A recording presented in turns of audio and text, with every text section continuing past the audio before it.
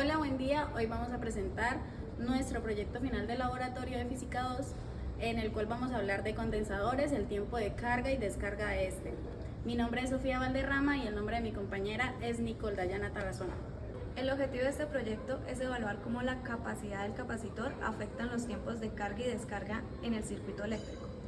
También vamos a evaluar cómo diferentes valores de la resistencia afectan en estos tiempos. Para este proyecto necesitamos tener en cuenta conceptos como qué es un capacitor y qué es una resistencia. Un capacitor es un dispositivo que se usa para almacenar y condicionar la energía dentro de un campo eléctrico. La unidad de medida de capacitancia es el faradio. Nosotros, ¿cómo podemos medir el tiempo de carga y descarga de un capacitor? Este se puede medir con la ecuación de T igual a 5R por C, donde T es la constante de tiempo del circuito en segundos, R es el valor de la resistencia en ohmios y C es la capacidad del capacitor en faradios. ¿Qué son las resistencias? Estas son elementos electrónicos que se usan para ajustar y distribuir el flujo de electricidad en un circuito eléctrico, ya que estos se resisten al paso de la electricidad cuando pasan a través de ellos.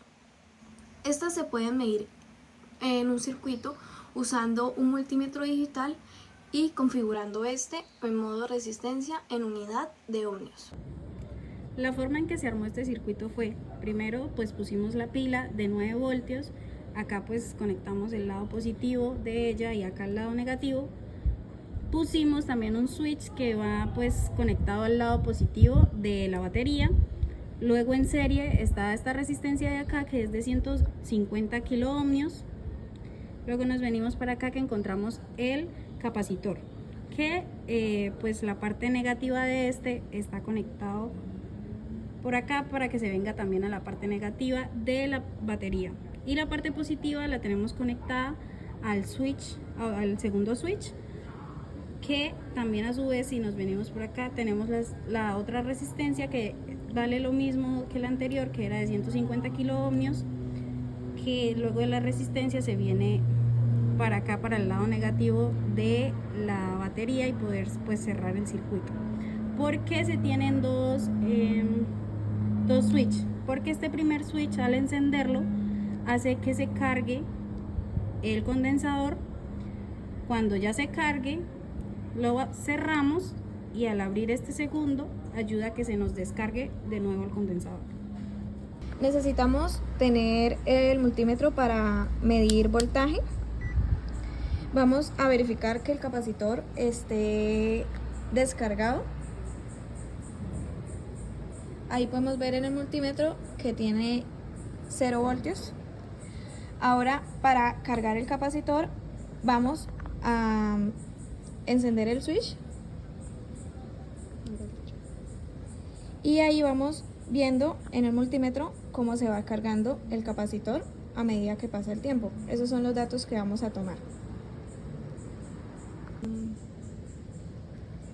Bueno, para empezar con la descarga del capacitor tenemos que cerrar el switch y abrir el segundo switch para ver en cuánto tiempo se va descargando el capacitor a medida que pasa el tiempo, y esos datos también los vamos a tomar para el tiempo de descarga.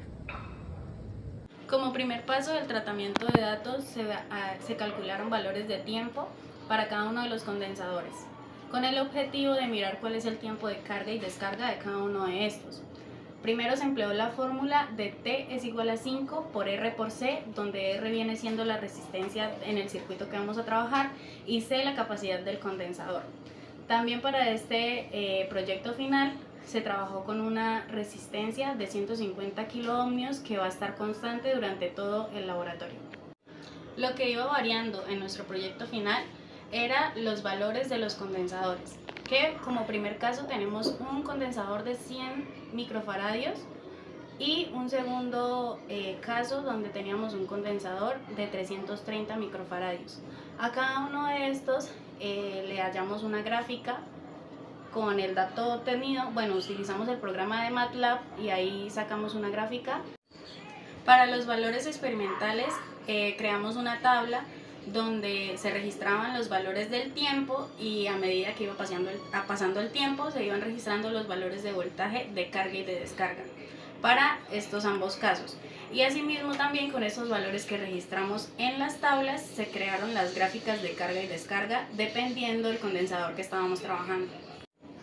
También cabe recalcar que se calcularon porcentajes de error entre las T teóricas y las T que habíamos hallado experimentalmente.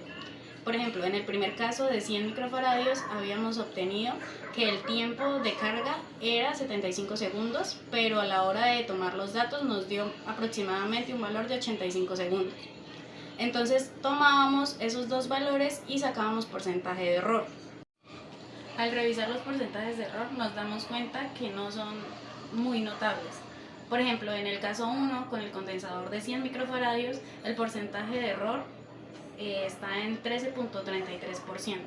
En el segundo caso, vemos que el porcentaje de error es de 10.75%. Estos porcentajes se le puede atribuir a errores en la toma de datos debido a la respuesta del multímetro y del cronómetro también. También la batería nos podía estar afectando en la toma de datos, ya que como no era como tal una fuente de tensión, podría irse descargando a medida que tomábamos los valores de la tensión.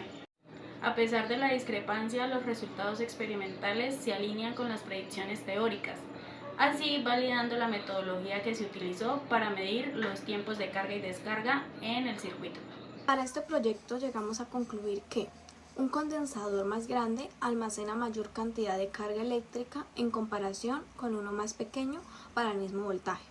Esto significa que el condensador de 330 microfaradios necesita más tiempo para cargarse y descargarse, porque su capacidad de almacenamiento es mucho más grande.